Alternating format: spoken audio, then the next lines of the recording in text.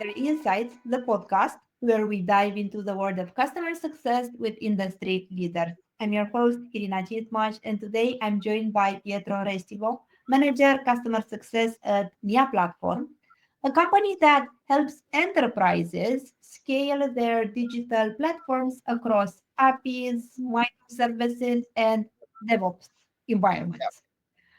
Pietro, I'm really happy to have you here. Thanks for joining. Yeah, it's a pleasure, Ina. Thank you for having me here today. It's a pleasure to share my experience, my point of view on customer success. Speaking of customer success, you spent several years as a product owner before moving into it. What triggered that shift for you?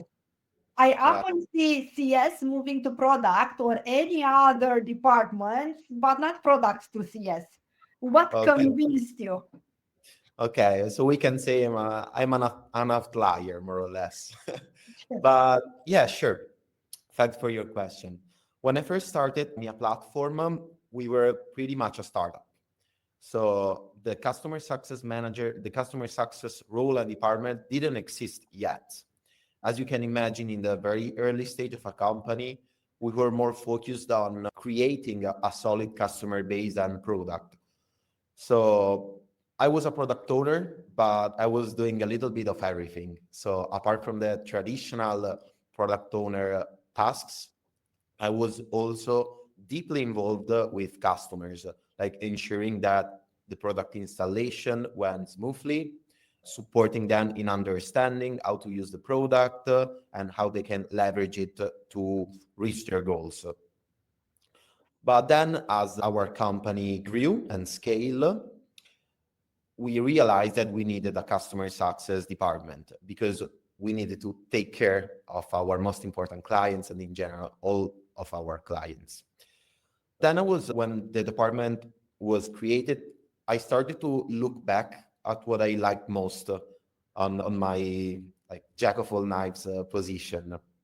So what I liked the most was understanding the customer goals, objectives, challenges, and trying to think of how our product can help them in achieving their goals and overcome their challenges. I realized that this outcome oriented strategic thinking work was what I liked the most. Therefore, the transition to customer success was almost a no brainer because it was what I generally liked the most. How is customer success structured today at Mia Platform?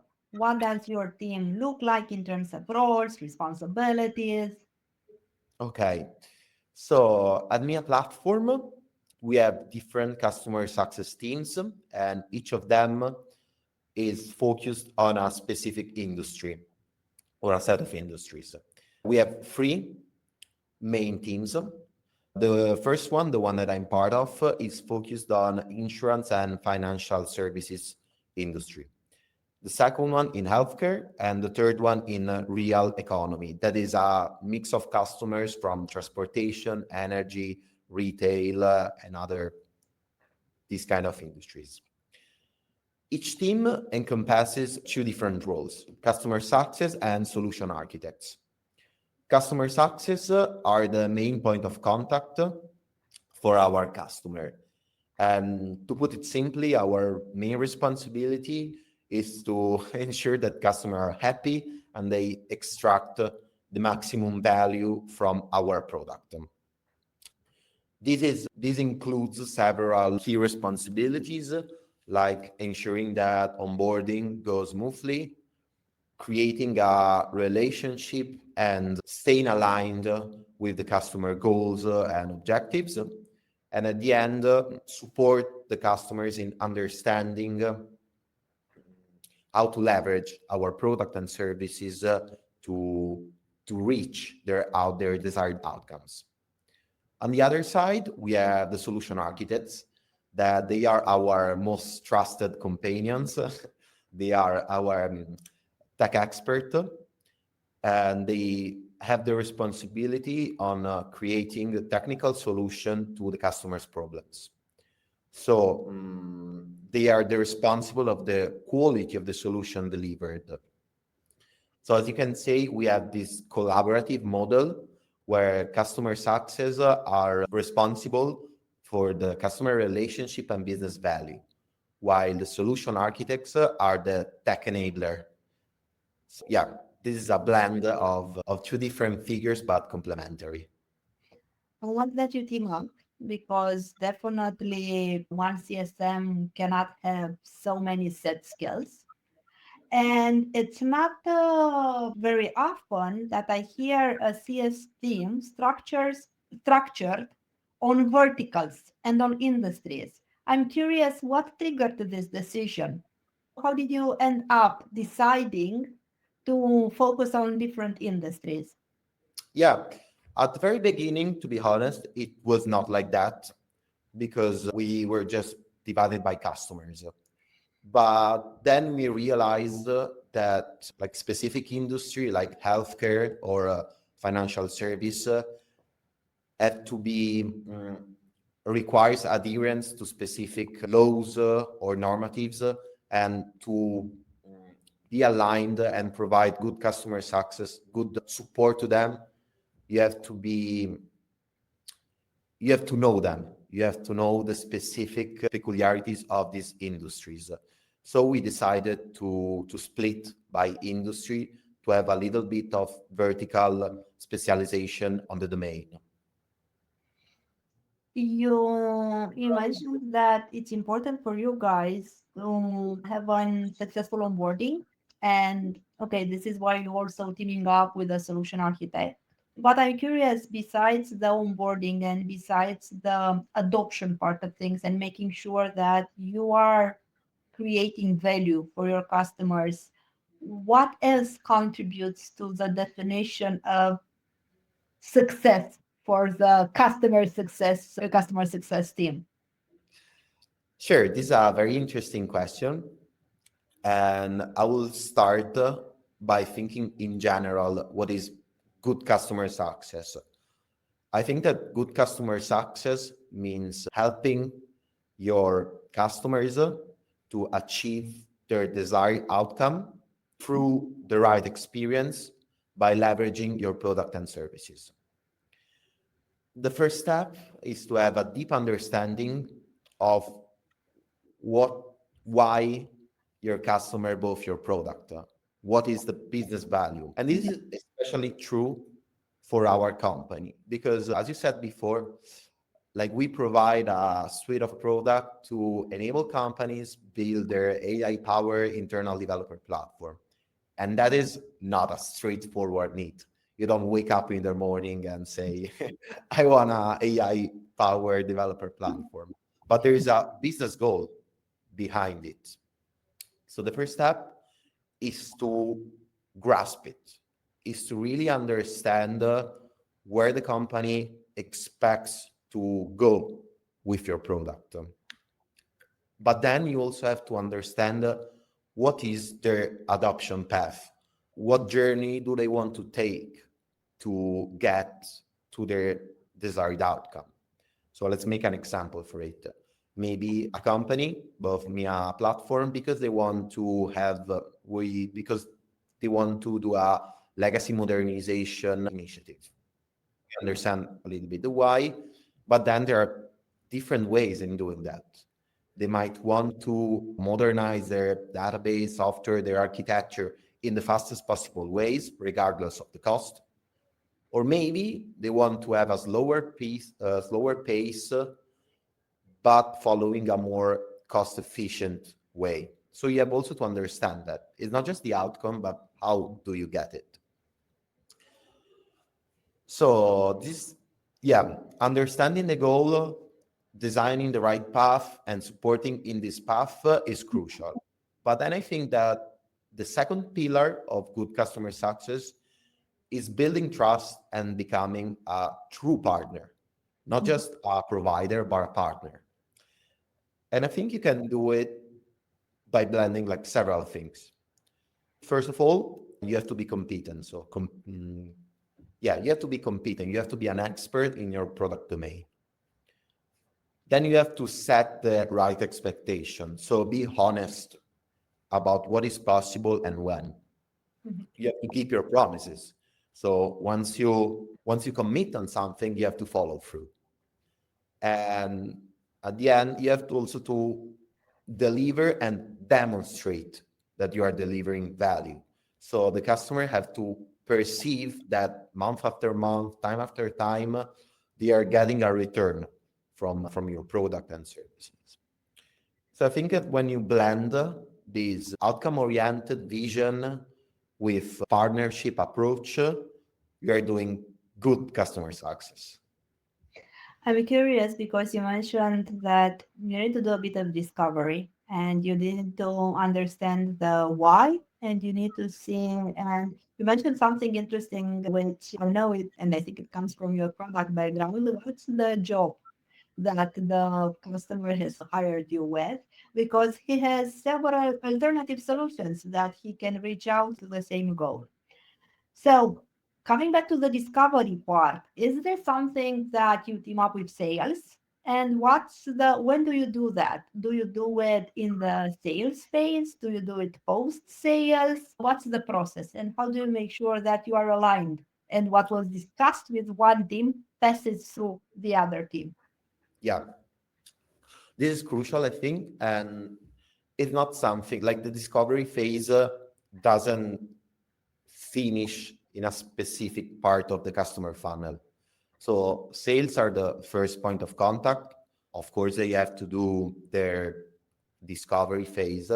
Sometimes I help in the pre-sale phase as well with like more strategic customer. I help them when we enter in more like technical discussion and product discussion. But sales, that's the first point of contact. Then we have an handoff, and I will enter, if you want, I can enter in detail about how we do that. Yes, I'm curious. I'm curious because the handover, I think this is a super crucial step, Yeah, the alignment, and it's usually a pain that the CS teams in general do have the alignment and making sure that they have a smoothless flow with other teams. yeah, Yeah, yeah. go This was into an issue for this. us at the very beginning. And actually, when we first created the customer success department, there were not very structured process. So by analyzing the feedback, talking with our colleagues, like one of the first thing that I understood was that we needed a structured communication process with other areas. And the sales one was the first one that we addressed because they are our key partners.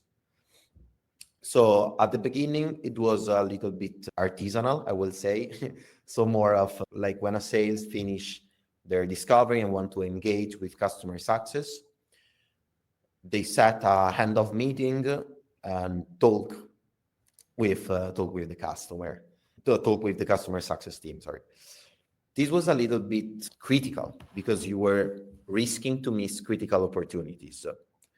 So what I did was to create this process where to engage our area, the sales team have to fill a request form. Let's say it's just a template email in which there are many fields with all the information that we usually need to know for a customer. So once they fill this form, they can send it to us requesting our intervention. And in this way, by creating a template for passing information, it's we ensure that we did not miss any critical information. Then, of course, one feature that helps you is automatic notes by AI when you enter in a meeting, because you have the transcript of the meeting, you have the notes, so it's much easier to know what went wrong, what happened during that meeting. But then there are also like phone calls. There are many touch points between the sales and the customers. And by filling the template, you ensure that they pass all the necessary information. I'm curious, what other processes did you build at the beginning? So the handover between teams and the communication is one thing that you tackled. But other than that, what other processes did you feel the need to formalize it in order Mm. to make sure that the whole team is aligned? Okay, if I had to think, one very important process that we established when we created this department was learning and education for this role, because that is not trivial, I think, because it's a little bit a new role in the industry. It's not something that exists since 1960. It's something 1960. It's something that is quite newer, and also the material that you can find to document and learn how to do this role is scarcer than in other roles. You can find a lot of tutorial for developing code, for developing application, but a little bit less for becoming a customer success. In the first place, when I started doing customer success, I didn't have this super idea of what is customer success, what should I do to be a good customer success. So firsthand, I started doing some learning courses that I find online by some certificate organization. I assessed what was to me the most useful one, and I created a learning process and onboarding of new members in the area to ensure that everyone that enter in this area knows what customer success is, what are your objectives, what are your goals, what should you do. And I integrated this automatic learning process with on-the-job training, in-person workshop. So I created this learning flow. And this was one of the first things that I did when establishing this area. And it's nice because you didn't, you also focused or you prioritize basically internal alignment into the team. And that's usually, I would say, I don't hear it as often as I would have expected. We are usually jumping into solving the processes that are client facing rather than internal facing. We forgot about our internal kitchen, and that's something that we can handle tomorrow. And usually things start to fall between cracks due to the fact that we didn't figure it out our internal stuff. So kudos for this Thank thing. you. We talked about how you communicate with sales, but now with the product background that you have, how do you work with the product teams today? And how do you make sure that the feedback that you get from your customers do translate and do end up on the roadmap, but without jeopardizing the product vision? Because I know that this is a super sensitive topic, and usually product guys don't want to be the catch all for the customers. Yeah. So just to understand that I got it right, are you asking me how do I collaborate with the Yes, product team yes, usually? with Okay. the product team, and how do customer requests end up on the product team? What's the process that you Yeah. have? How you formalize it? If you did. Yeah. This is a very sensitive theme to me because I was on both sides. So I Exactly. know from Exactly. both perspective, and I understand that on one side it can be a little bit stressful for product team to receive this dump of requests of customer requests, and it's a mess to integrate them in the product roadmap. I know, so I try to collaborate with that. But of course, as customer success, we are the strongest advocates of our customer. So we are the person that are closest to them, and we can provide crucial feedback to our product team. So we have to ensure that the voice of the customer is heard when the product roadmap is created. But this doesn't mean that we can just dump demands and expect that everything is done in the timeline that we set. This is not possible. It's not feasible. I know. What we have to do is what we try to do in MIA is to collaborate. First of all, we don't just ask for a what. I want this thing. But I talk with our product about why, about the why. So the customer wants to do that. They want this feature, but because they want to do that. So we don't reason about implementing a specific feature, but let's reason about what is the best feature to satisfy a requirement. It is a first step. But then you also have to avoid being the pressure guy that just week after week goes to product and say, is this ready? Is this ready? And to do that, you have to prepare in advance. So you have to agree with product in a strategic and realistic delivery. So if product tells you, no, we cannot ship this new feature in 1 month, it's not possible. You cannot just say, do it. No, you cannot do it. You have to find an alternative, like a compromise that will satisfy the customer and match your deadlines.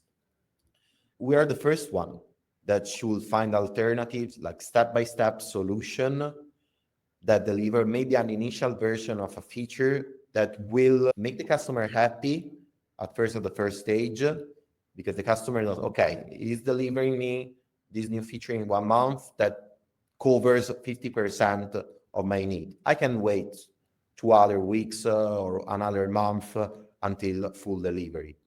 Like also customers, when you have a good partnership, they are reasonable. They can understand that maybe not everything is done in the time they expect.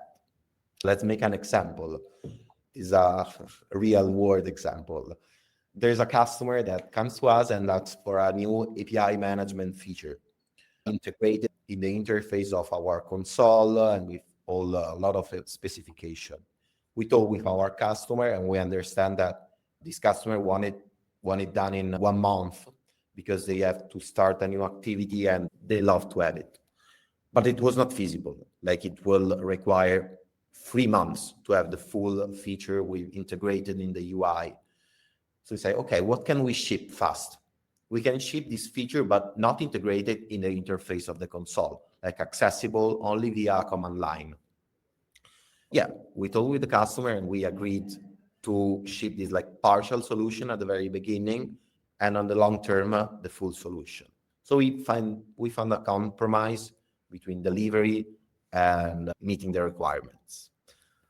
So yeah, when you have to shift the dynamic from just demanding feature to be a strategic partner of product team to build together the product, the right product. Now I'm curious because I think the next question, for example, to deal with your product background. What's one lesson from the product years that you'll never drop as a CSM and that definitely helped you in your CS roles? Yeah, sure. First of all, I want to say that I think that my experience as a product owner was incredibly useful for my customer success role. And if I had to think about one specific lesson, is the importance of clarity and communication.